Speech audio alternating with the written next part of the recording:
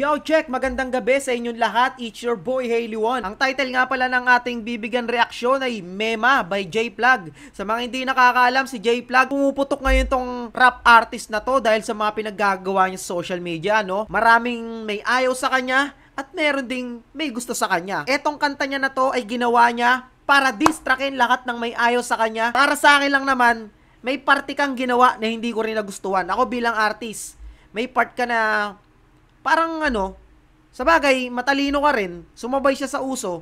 Kasi mga utol, bago natin to simulan, kwentuhan ko lang muna kayo. Kasi ang ginawa niya, di ba pumutok yung anak ni King, ng hari ng rap na si Francis M, na meron pa pala siyang anak na ngayon lang nagpakita at lumabas sa Pawn Star kay Boss Toyo.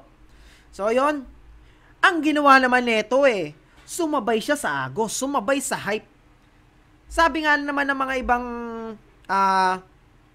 content creator na pwede mo namang gawin last year or last year pa na videoan at alayan ng awitin si Francis M. Kasi pumunta siya sa puntod ni Francis M.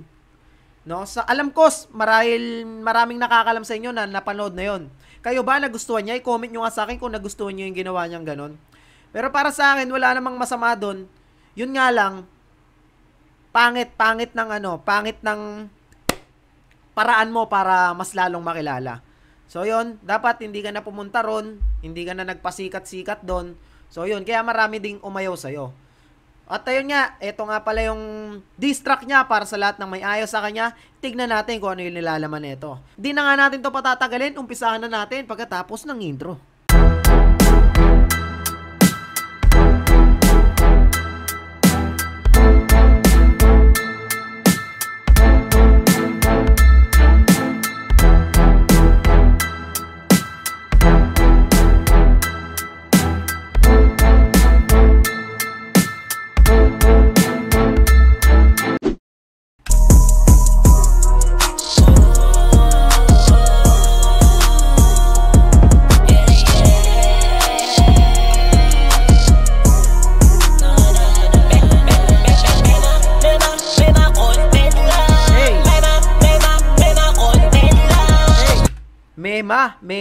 Mema content lang.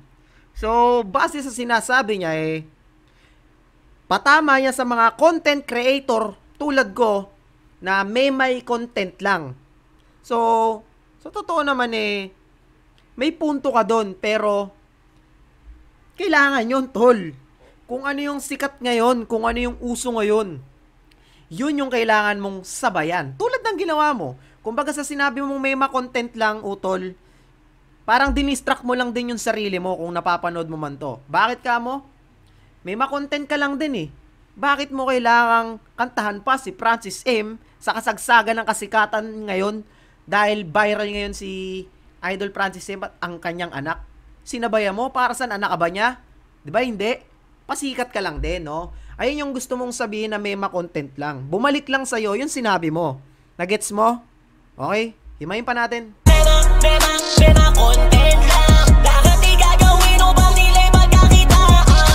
Lahat ay gagawin para ito'y pagkakitaan. Parang ikaw din yan, tol. Di ba? Nag-post ka sa page mo. Hindi ko alam kung kumikita na yung page mo. Pinost mo sa page mo para pagkakitaan mo rin, syempre. Kasi alam mo na puputok at magbabiral. At yun, natupad ngayon gusto mo na nag-viral. Eto, tol, no hate sinasabi ko lang yung opinion ko. Dahil artist din ako, naintindihan kita. Ako, gusto ko rin sumikat. Yun nga lang, hanggat sa abot ng makakaya ko, ginagawa ko ng sarili ko nang wala akong ibang kundi sa sariling lyricismo, sa husay ko sa pag-rap, sa ganung paraan ko gusto sumikat. Kaso ikaw, ayun, sa ganung paraan mo napili, so choice mo yan. Wala na tayong magagawa dyan. Pero maganda ring, maganda ring way yun para makilala dahil napakadali na lang magpakilala talaga ngayon sa social media, no? So, yun. Okay, tuloy.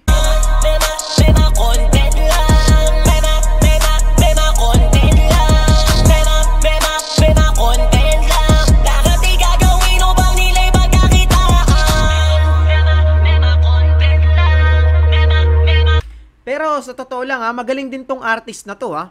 Kasi napapanood ko yung mga freestyle nito, hindi ko alam kung freestyle ba yun o written na eh. Kasi magaling din mag-freestyle, may tira din talaga. At may boses pa ha.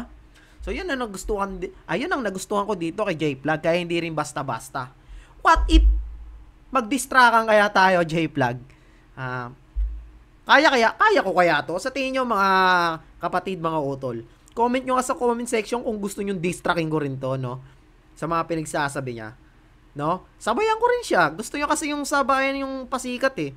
Try ko din magpasikat, baka ito na yung daan para sumikat ako, di ba? Distracting ko kaya to si J-Plug, no? Wala naman sigurong masama. Kasi siya, ginawa niya yun eh. Pwede ko rin gawin, di ba? Okay, tuloy. May mga content lang, may mga content lang. Lahat ay gagawin upang nila'y pagkakitaan. Sasabihin kapit lang sa mabigat, na pangalan kailanman hindi ko hinangad. Gumawa ng pangalan sarili kong galaw. Gumawa ng pangalan sa sarili niyang galaw. Parang hindi ako satisfied, hindi ako doon sa sarili mong galaw kasi hawak to ng mga kilalang artist eh. Lalo na yung mga idol ko, hindi ko alam kung hawak nila to, pero alam ko kasi pinapasikat pa lalo to eh. Shoutout nga pala kay Idol Collie Tugista, kay Idol BJ Prowell, alam ko bata nyo to eh. Pinapasikat nyo to eh. Ang pagkakalam ko lang kasi, friends ko kayo sa Facebook, syempre, mga idol eh. Kailangan add natin kagad yan, no?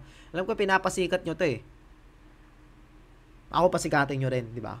Mas maganda yan. Bibigyan ko kayo ng mga magagandang lirisismo. Yun nga lang, wala tayong boses na katulad niya. Doon tayo, olats. Okay, tuloy. Mapansin ng mga tao sa aking pagbitaw, sumasabay sa issue yan ang kanilang sinasabi. Damn! Ang ganda nun. Sumasabay lang sa issue. Parang ikaw. Yun nga yung sinasabi ko sa'yo. Nag-distract ka na hindi mo alam na yung distract mo coming from you. Bumabalik lang sa'yo, utol. Diba? Hindi mo nakukuha yung... Nakukuha mo ba? Nagigets mo ba? Ha? Kung napapanood mo to, ngayon magigets mo na pag napanood mo tong pagbibigay ko ng reaction sa'yo, utol. Okay? Atras natin ng konti. Ano ba yung sinabi niya? Kalimutan ko. Nadadala ako ng emosyon. Issue yan ang kanilang sinasabi. Di lang nila alam ang totoo na nangyari. Pinapalala ng mga taong putapete. Hop. Wait. O hinangad. Gumawa ng pangalan sarili kong galaw. Upang mapansin ng mga tao sa aking pagbitaw. Sumasabay sa issue yan ang kanilang sinasabi. Sumasabay sa issue? Totoo naman kasi, tol. Aminin mo na sumasabay ka sa issue. 'Di ba? Paano mo ipapaliwanag yung kinantahan mo si Idol Francis M sa puntod niya? Para saan? Utol, para saan? Yun lang ang tanong namin, para saan? Para magpasikat. Kahit palit tayo ng sitwasyon eh. Ang iisipin mo rin sa akin, nagpasikat ako. Yun yung doon, pinakapunto ron, tol. Sumabay ka sa issue. Okay? Di lang nila alam ang totoo na nangyari. Hindi namin alam ang totoo na nangyari. So, ibig sabihin, meron pa akong hindi nalalaman at ano kaya yung totoo talagang nangyayari kung bakit niya kinantahan yung puntod ni Idol Francis M. Okay, tuloy natin. Pinapalala ng mga taong putapete para lang pagkakitaan ng kanilang mga peste. Knock nung puso, nagpakita pa ng pera, rich kid. Ganda pa ng bling-bling mo, king. Meron din ako niyan, men. Nabili ko lang sa Lazada. Sa halagang 500 pesos, may kasama pang bracelet. Gusto mo suotin ko pa, tol? Suotin ko? Ha? Para malupit? Wait lang. Wait lang, Diyan nga lang, suotin ko, kala mo ikaw lang meron yan. Meron din sa iliwan yan, men. Yo, ayan, nakakuha ko na. Kung paangasan lang naman putay na yan. Kilala na akong maangas talaga. Maangas na, matikas pa. Yan ang kailangan ng mga rap artist. Kaya tama lang yung ginagawa mo. Kailangan lagi kang matikas, naka-gold. Okay? Suot natin yung mga golden natin, no? Siyempre. Hindi ako papatalo sa'yo, men. Maangas din ako, Paangasan lang tayo dito. Gold pa yun sa akin. Silver lang sa'yo. Silver lang sa'yo, tol. Ha? Hala mo, ikaw lang. May bracelet pa, hindi ko na lang sa'yo suotin. Hindi ko pa nakikita kung saan ko na ilagay. You. Sheesh. Okay, tuloy natin. May content lang. May content lang. May content lang. Ganda rin ang ano niya eh, no? Ang ganda rin ng kanta niya. Catchy lang yung chorus niya, puro mema content lang, pero ganda rin sa tenga, no? Ayos. Lahat ay gagawin upang nila'y pagkakitaan. May content lang. May content lang. May content lang. Lahat ay gagawin upang nila'y pagkakitaan. Di ako natutuwa sa pagka-trending ko. Di ko para babuin ang aking iniidolo. Lakas ng mga tama ng mga kumag na to, kaya ginawan ko na di na para magloko. Ras Junior, Nico David pa. Eto na yung minention niya na kung sino talaga yung target niya sa kanta na to. Atras natin ng konti, sino-sino yun? Para magloko. Ras Junior, Nico. Si Ras Junior, eto, pinapanood ko rin to. Malakas din toyo nito. Nagre-reaction video nga rin pala to, no? Talagang matindi din tong mokong na to. Okay? David pati na rin to kom. Nico David, saka Tonto Komi. Ay, nako. Puro matitikas pala yung umano sa'yo, utol. Talagang mga may tira din yung tumira sa'yo. Maganda to. Di na para magloko. Ras Junior, Nico David pati na rin to komi. Wala namang masama sa aking mga sinasabi. Walang masama sa iyong sinasabi. Wala namang masama talaga sa sinabi mo. Ang masama lang, yung ginawa mo. Hindi ko alam kung masama. Parang ang hirap kasing paliwanag eh. Kasi para sa akin nagtatalo yung yung ang pangit tignan at tamang way. Paano ko nasabing pangit tignan? Sa ganung paraan mo para gusto sumikat. Sa magandang way naman, yun yung pinamagandang way para sumikat ka kaagad. No? Nakuha mo yung punto? Okay, tuloy natin. Puro kayo ganto ganyan, wala na ba kayong makain? Wala nang pera. Walang makain, walang pera. Diyos ko, Lord. Puro content creator yan, tol. Yawa. Bigatin niya mga yan, tol. Kung pagkain lang, kahit pag-aralin ka pa niyang mga yan, tol, kung alam mo lang. Okay, tuloy. Wala na ba kayong makain? Wala nang pera kaya gumawa ng paraan para sa ikasisira ng aking nasimulan. Kumbaga, talagang inihila siya pababa ng 3. Wag mo naman sana ako idamay, no? Pero mas maganda siguro kung idadamay mo ako para magdistrahan tayong dalawa. Yeah. Alam kung ano ang aking naramdaman. Mas lalong bumigat imbis na gumaan. Sarap pagsasampalin ng tigli-500. Grabe ang napuno at masyado ng madaldal. Walang mararating, mas masarap ka na isakal. Magtrabaho ka na lang ng maayos at marangal. Yan, tama yan. Magtrabaho ka na lang ng maayos at marangal. Sana i-apply mo rin sa sarili mo yan, tol. Okay, tuloy. Yung hilig mong manira ng tao at masaktan, kaya po kailangan na tumigil ka na dyan. May content lang. May content lang. Props sa'yo, Utol J-Plug. Ang ganda ng ganda ng track mo kahit napakababaw lang. Walang ginamit na metapora or kahit anong elemento, kundi bagsakan lang. Nilagyan mo lang ng nilaro mo lang yung basta yon, nilaro mo lang. Ang ganda naman pakinggan, tol, sa totoo. Saludo rin sa'yo dahil isa rin talaga ang magaling na artist. Okay? Dito lang naman, tol, yung sinasabi ko lang naman, hindi ko naman to sinasabi ng para siraan ka, kundi kung ano lang yung opinion ko at nakikita akong mali at tama. Kung ano yung maganda, kung ano yung pangit, yun lang yung sinasabi ko. May content lang. Lahat ay gagawin upang nila'y pagkakitaan. May content lang. May content lang. May content lang. Lahat ay gagawin upang nila'y pagkakitaan. Yeah. J-Vlog.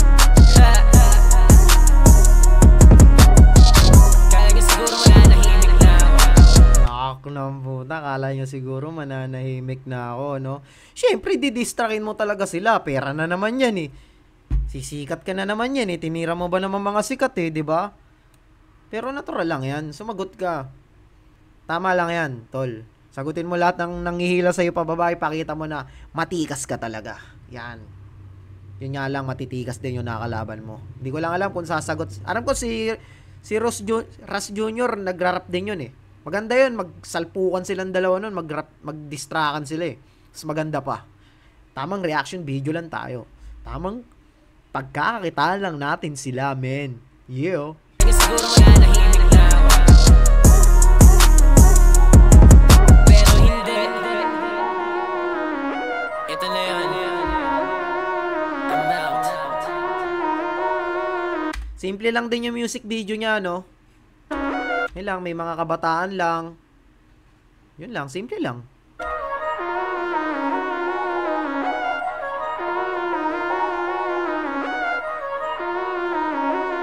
Kasi, unang-una tong nakilala sa pag-freestyle niya eh.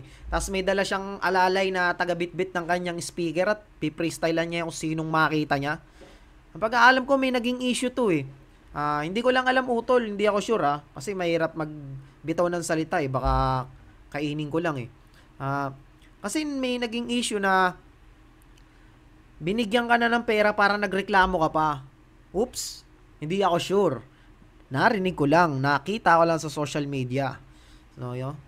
Comment nyo nga dito sa comment section kung totoo ba yun. No? Binigyan niya 200 piso ata yun, tapos parang galit pa, hindi tinanggap, tinanggihan.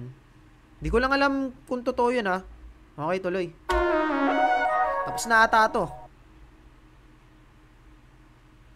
Ayun, tapos na nga mga utol.